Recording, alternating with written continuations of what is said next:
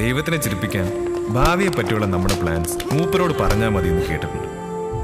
വാസുദേവ ഷേണയുടെ plan കേട്ടിട്ടും ദൈവം ചിരിച്ചിട്ടുണ്ടോ? അന്ന് ദൈവത്തിന്റെ കൂടെ ചിരിച്ചത് കള്ളനായ കുഞ്ഞുണ്ണിയായിരുന്നു, കരഞ്ഞത് ലക്ഷ്മി. കാലം മാറുമ്പോൾ ദൈവം വീണ്ടും ചിരിക്കുന്നു.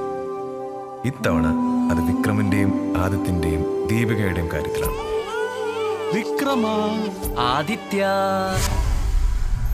വിക്രമാദിത്യൻ.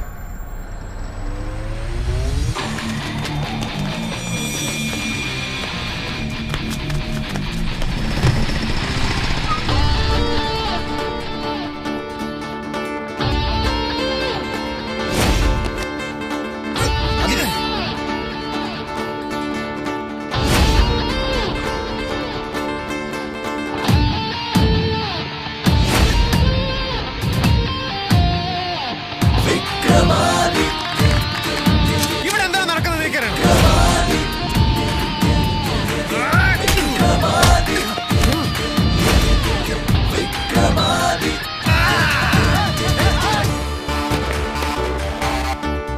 നീ ജയിലിൽ പോയാൽ ഞാൻ പിന്നെ ആരോട് മത്സരിക്കും?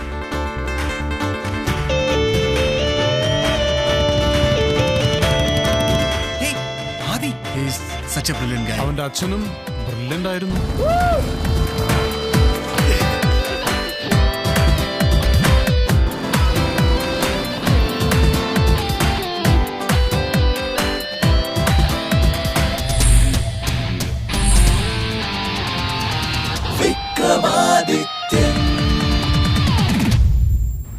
എപ്പോ കേറും?